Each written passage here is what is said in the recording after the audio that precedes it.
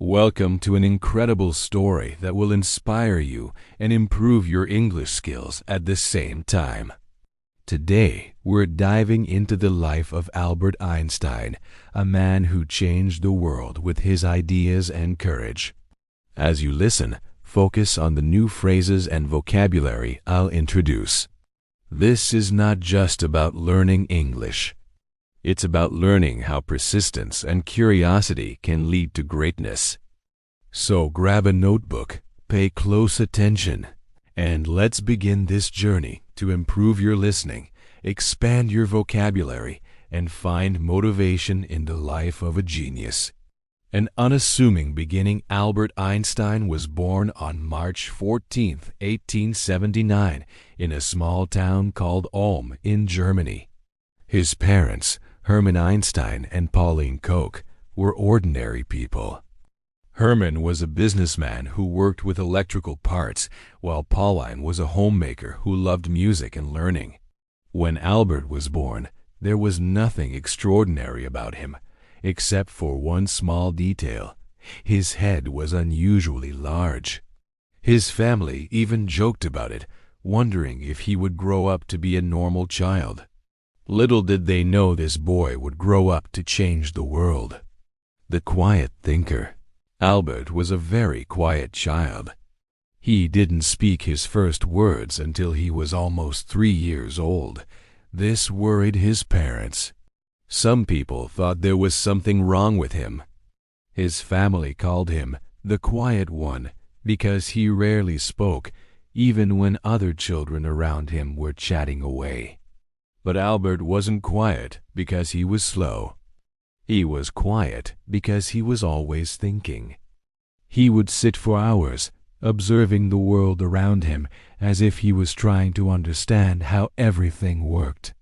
A fateful gift. When Albert was 5 years old, his father gave him a small gift that would change his life forever. It was a simple compass. At first, Albert didn't understand how it worked. How could the needle always point north no matter how he turned it? He became enraptured with this tiny object, staring at it for hours, trying to figure out the invisible force that guided the needle.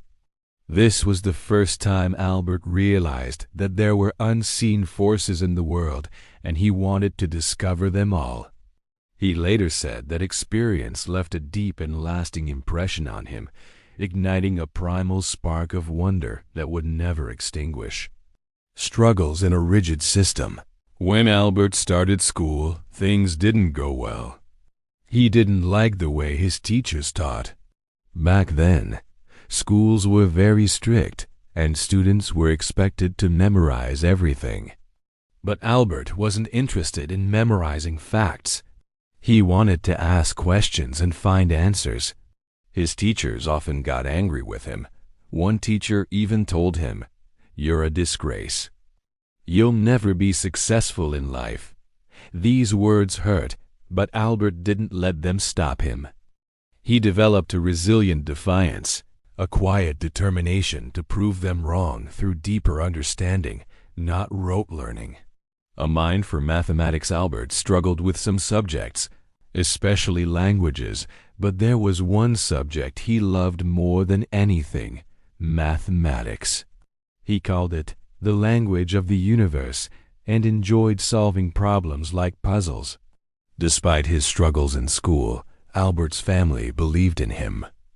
His mother, Pauline, noticed his love for music and encouraged him to learn the violin.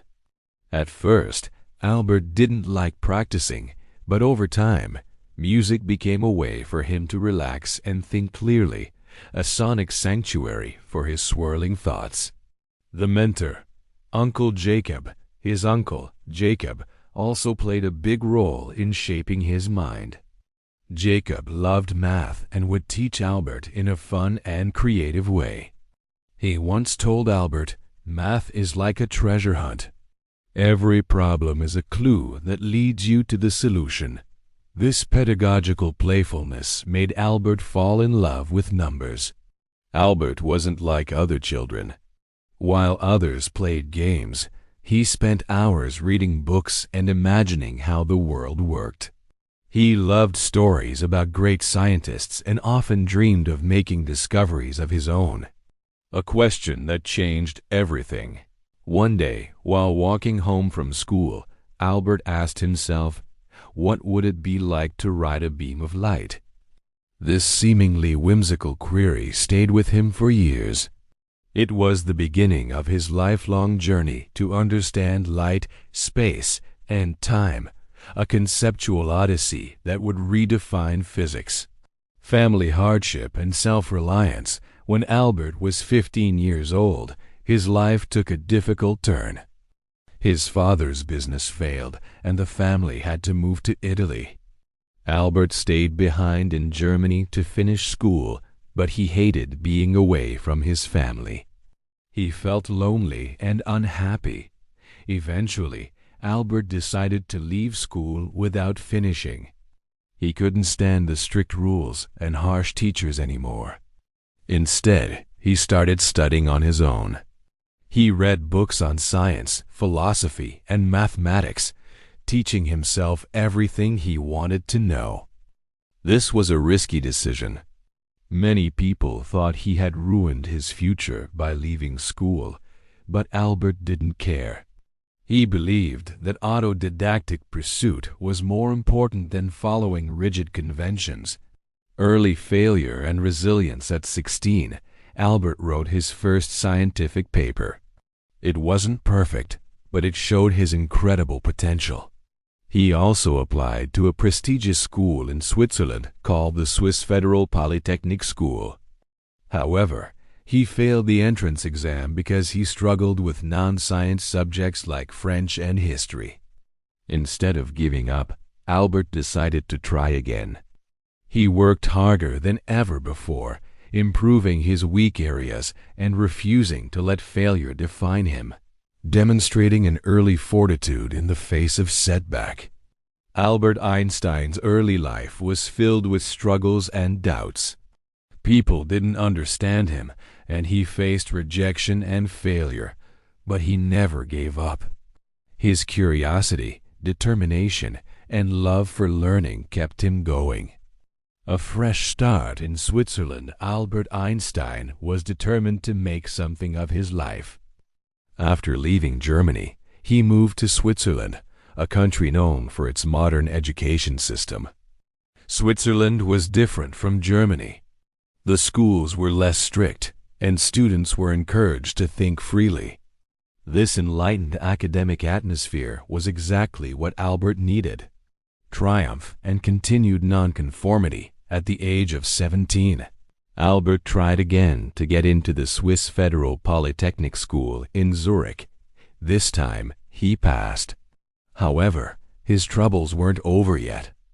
Even though he was finally studying at one of the best schools in Europe, Albert's rebellious nature made it hard for him to fit in. Albert loved studying mathematics and physics, but he wasn't interested in other subjects. His professors didn't understand his way of thinking. Some of them even disliked him because he didn't follow their teaching methods. One professor said, "You are a smart boy, Einstein, but you lack discipline." The independent scholar, Albert wasn't the best student in his class. He often skipped lectures and studied on his own. While his classmates followed the curriculum, Albert spent his time exploring deeper questions. What is light? How does time work? Why does gravity exist? These weren't ordinary questions, and most people didn't have answers for them. He was engaged in a solitary intellectual excavation, digging for foundational truths. A meeting of minds. Mileva Merrick. During his time at the Polytechnic, Albert met a young woman named Mileva Merrick, the only female physics student in his class. Mileva was brilliant, and she shared Albert's passion for science. The two of them became close, often spending hours discussing scientific theories. Mileva wasn't just Albert's classmate. She became his closest companion. They inspired each other and dreamed of a future where they could make important discoveries together. Albert once wrote to her, "Together we will conquer the world of science." However, their relationship wasn't easy. Mileva faced unconscionable prejudice for being a woman in science, and Albert struggled with financial difficulties. But despite the challenges, they supported each other and stayed focused on their dreams. Graduation and rejection. In 1900, at the age of 21, Albert graduated from the Polytechnic with a degree in physics. He was excited about starting his career as a scientist, but life had other plans. Albert couldn't find a job. He applied to several universities, hoping to become a professor or researcher, but he was rejected every time. His professors didn't give him good recommendations because they thought he was unmotivated. This was a painful time for Albert. Imagine working hard for years only to face rejection after rejection. But Albert didn't give up. Instead, he took whatever jobs he could find to support himself, embodying a pragmatic perseverance. The Patent Office, a thinking lab. In 1902, Albert finally found a job working as a clerk at the Swiss Patent Office in Bern. His job was to review patent applications and decide if the inventions were original. It wasn't a glamorous job, and it had nothing to do with physics at first. Albert was disappointed. He wanted to be a scientist, not a clerk. But instead of complaining, he made the best of his situation. The job gave him free time, and he used that time to think about his scientific ideas. Albert began to call the patent office his thinking lab.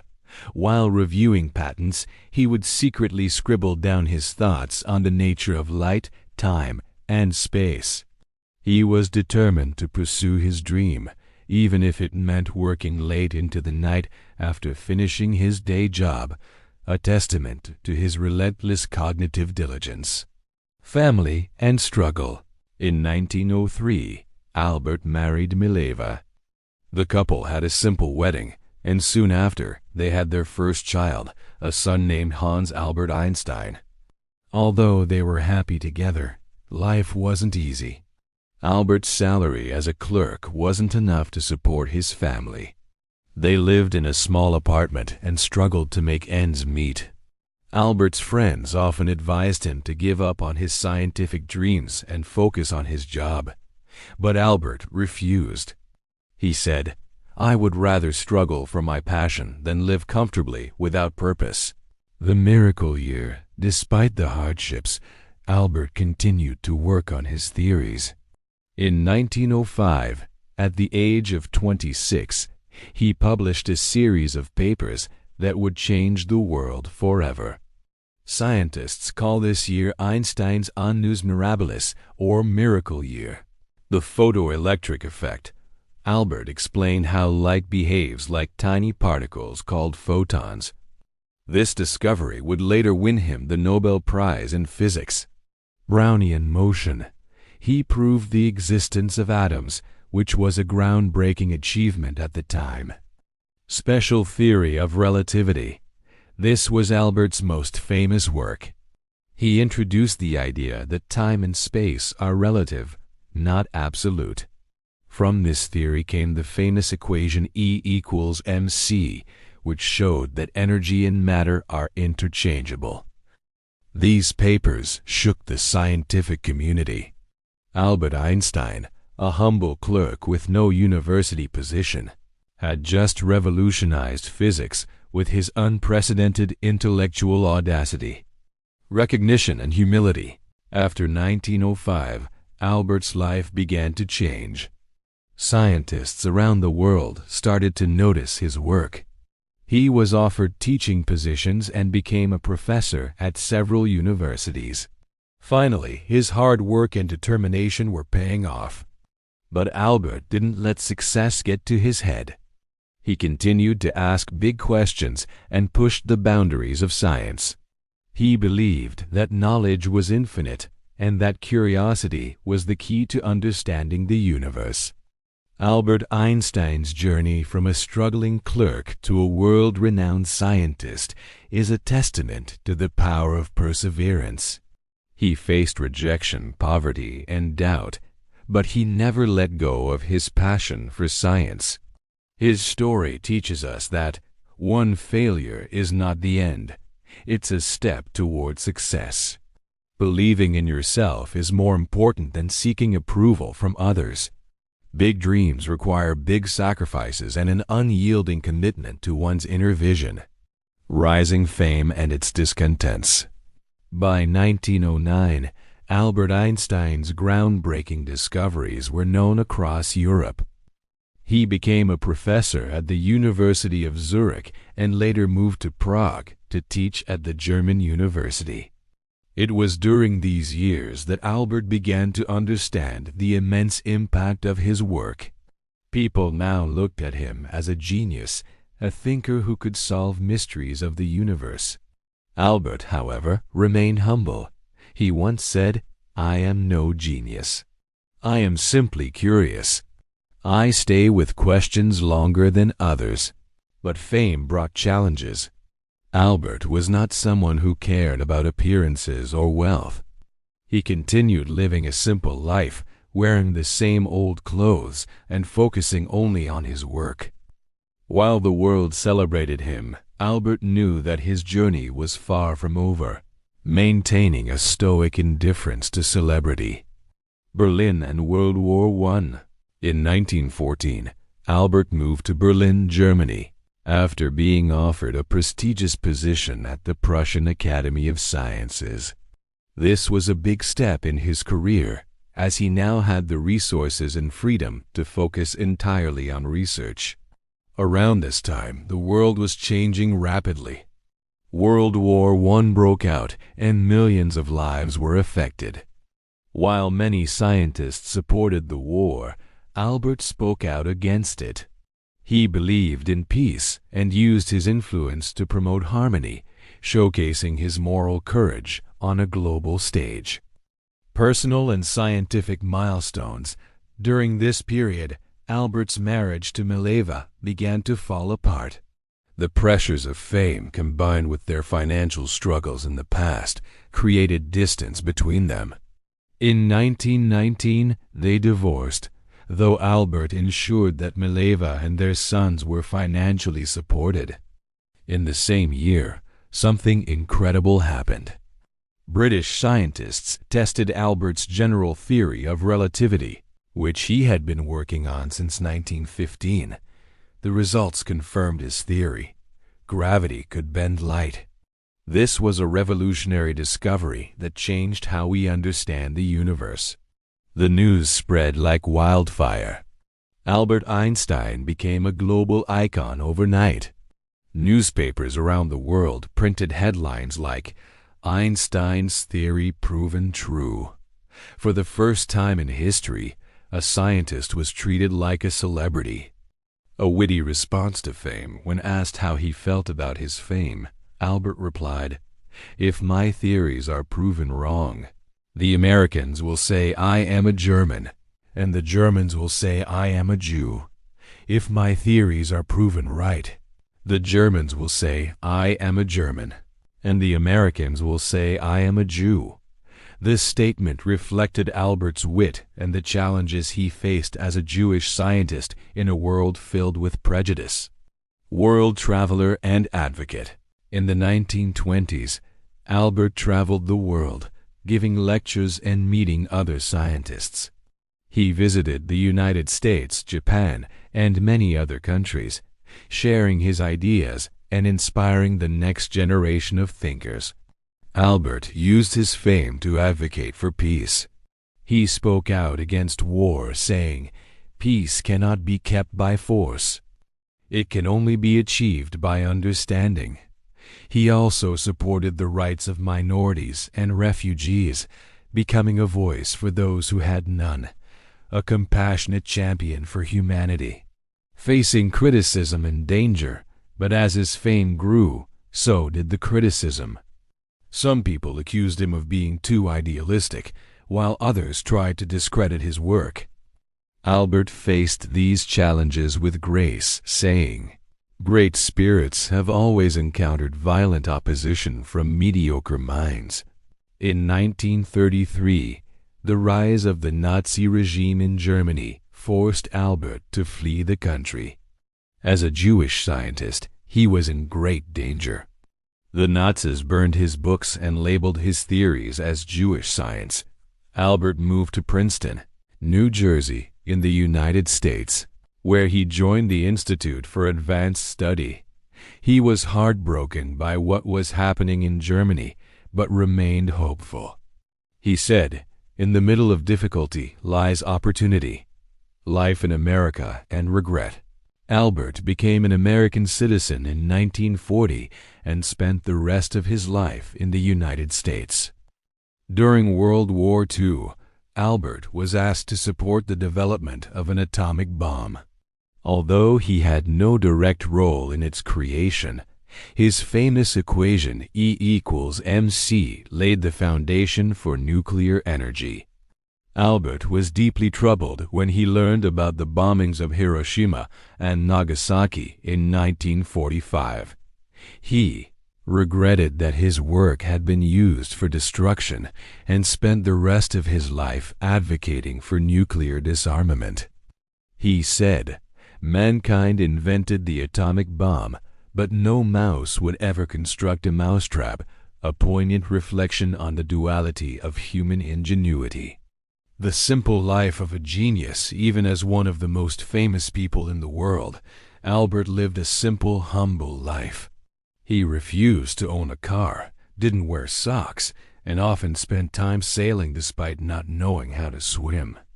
Albert's curiosity never faded. He continued to ask questions about the universe, from the nature of black holes to the possibility of time travel. He believed that there was always more to learn, an insatiable appetite for cosmic truths. The unfinished quest. In his later years, Albert focused on unifying the forces of nature into one theory, a challenge that remains unsolved to this day. Even though his health began to decline, he continued working until his last breath, pursuing this elusive theory of everything with undiminished vigor. A legacy of values. On April 18, 1955, Albert Einstein passed away at the age of 76. His last words, spoken in German, were never recorded, as the nurse by his side did not understand the language. Albert Einstein's contributions to science, peace, and humanity remain unparalleled. His story is a reminder that struggles shape greatness. Albert faced rejection, ridicule, and war, but never gave up on his dreams. Curiosity drives progress.